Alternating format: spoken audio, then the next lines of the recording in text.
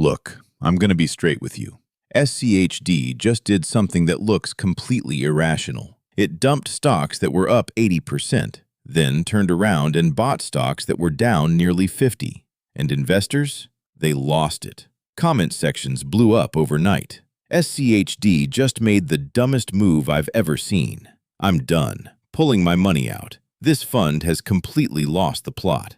But here's the thing that's messing with everyone's head. The people defending SCHD? They're looking at the exact same data, and they're saying this was one of the smartest moves the fund has made in years. So who's actually right here? Because somebody is missing something huge, and by the end of this video, you're gonna know exactly what it is. And hey, if you're new here, welcome. This channel breaks down dividend stocks and ETFs every single week. Real data, real numbers, zero fluff. Hit that subscribe button real quick so you don't miss what's coming. All right, let's get into it. All right, let's start with the mistake I see investors making over and over again. And honestly, it's costing people real money. They open their brokerage app. They see the S&P 500 up 20%. They see SCHD up 8%. And they go, SCHD is garbage. Why am I even holding this? I get it. That comparison feels obvious. But here's the truth nobody wants to hear. That comparison is completely wrong.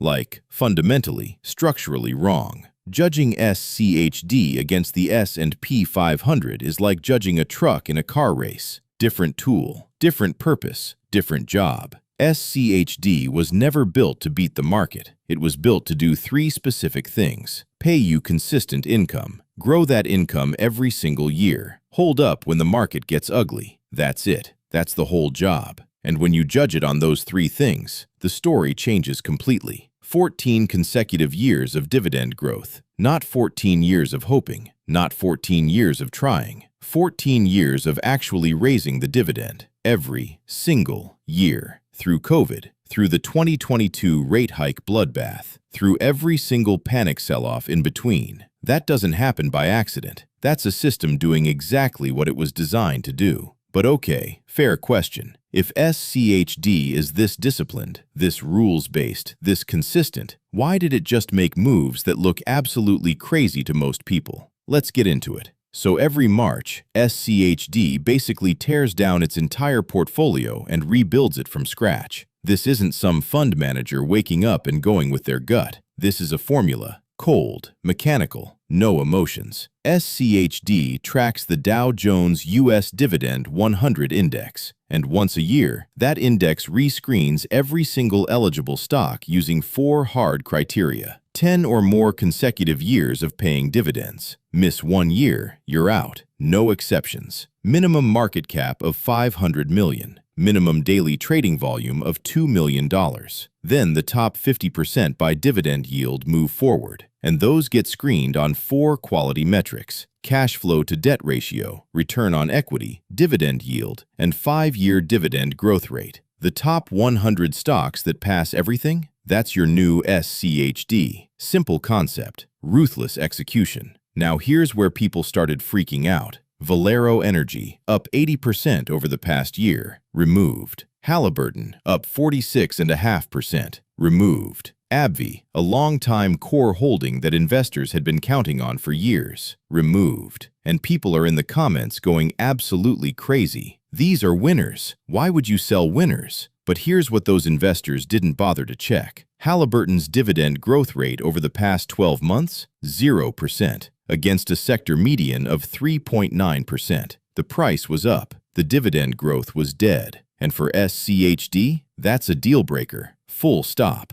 Cisco? 5-year dividend growth rate, 2.6%. Sector median, 9.5%. 63% below where it needed to be. AbbVie? 5-year growth barely above sector. Trend heading the wrong direction. These weren't bad businesses. They were businesses that stopped meeting the standard. And when that happens, they're gone. That's the whole point of the system. Okay, now here's the part that genuinely confused people the most. The replacements. UnitedHealth Group, down 48% over the past year, added at full 4% weight, one of the biggest positions in the entire fund. Accenture, down 35%. In. Abbott Labs, down nearly 18%. In. Qualcomm, down 20%. In. And people are losing their minds. You just sold stocks that were up 80% to buy stocks that are down 50? Yeah, that's exactly what happened. And here's why that's actually genius. UnitedHealth's 5-year dividend growth rate, 12.07%. Sector median, 6.2%. 85% above sector. 16 straight years of growing that dividend. 24 straight years of paying it without missing once. The stock price got crushed. The business kept performing. Abbott Labs, dividend growth, 9.42%, 44% above sector. Procter & Gamble, one of the most bulletproof dividend payers in the history of the stock market. Here's what SCHD actually just did. It sold stocks that had already run up and bought quality dividend compounders while they were on sale. The new additions averaged 63% 5-year dividend growth. The stuff that got removed averaged 37%. SCHD didn't get weaker, it got stronger, and it paid less to do it. Now, I want to make this real for you, because I know some of you are sitting there going, okay, but what does this actually mean for my money? Let's talk real numbers. 2 investors, both start with $1 million.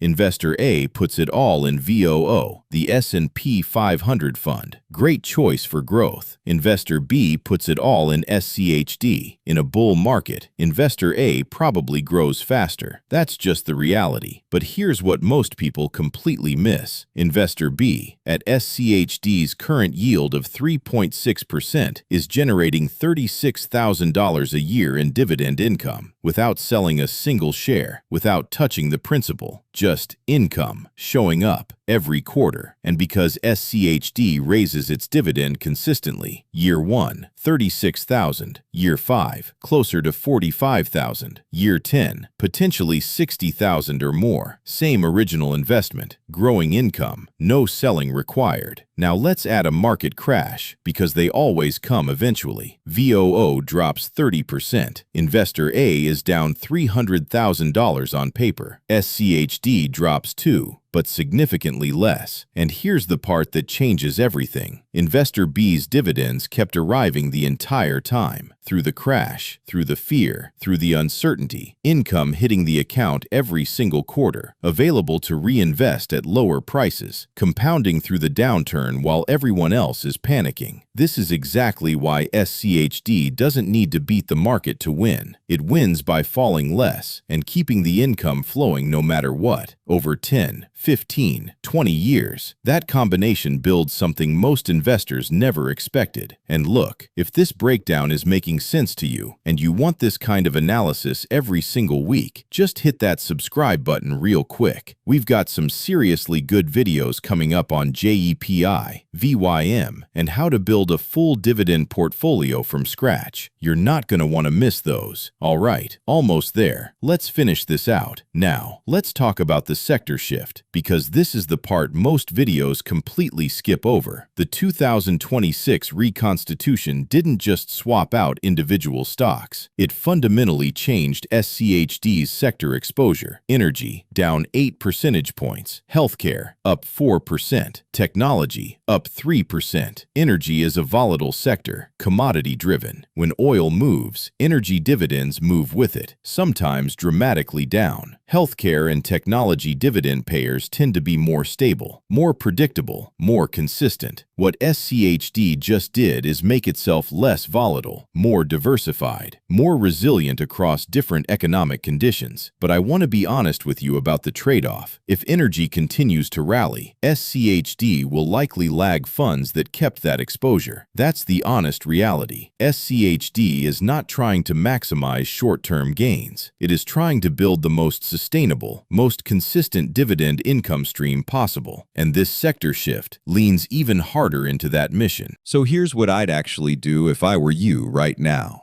Number 1. Stop comparing SCHD to the S&P 500. Seriously, stop it. That comparison is measuring the wrong thing.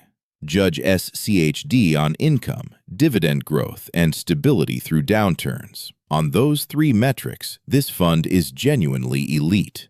Number 2. Understand that every reconstitution is SCHD doing its job. Not panicking, not chasing trends, not making emotional decisions, removing stocks that stopped qualifying, adding quality dividend growers while they're on sale. That's not a bug, that's literally the feature. Number 3. If you already own SCHD, relax. Yield is still 3.6%, unchanged. 14 consecutive years of dividend growth, still intact. New additions have stronger dividend growth profiles than what was removed. The fund stayed disciplined.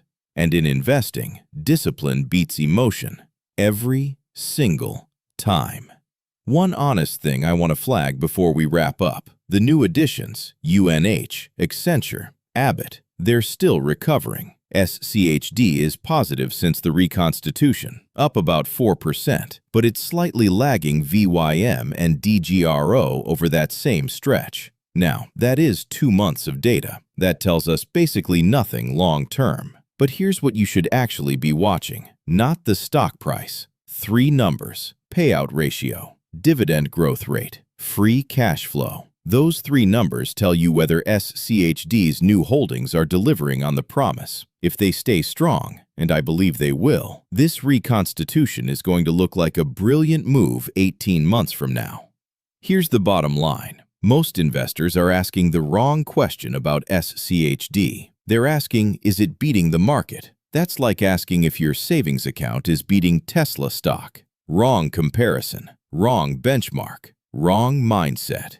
The right question is SCHD delivering consistent, growing, sustainable dividend income? After 14 years? After every reconstitution? After every market crash? The answer is yes. The 2026 changes didn't break SCHD. They made it more disciplined, more diversified, more focused on exactly what it was always built to do. And if you've been sleeping on this fund because you were comparing it to the wrong thing, now you know better. Real quick before you go, if this video helped you think differently about SCHD, I want you to hit that subscribe button right now, because every single week on this channel, we break down dividend stocks, ETFs, and income strategies with real data and zero fluff. No hype, no get-rich-quick nonsense, just honest, data-driven analysis, so you can build real passive income that actually lasts. We've got videos coming up on JEPI yield analysis, VYM versus SCHD versus SPHD, and exactly how to build a dividend portfolio from scratch in 2026. You do not want to miss those. So if you're serious about building wealth through dividends, hit subscribe, turn on notifications, and come back every week. This community is just getting started, and the best content? It's coming. See you in the next one.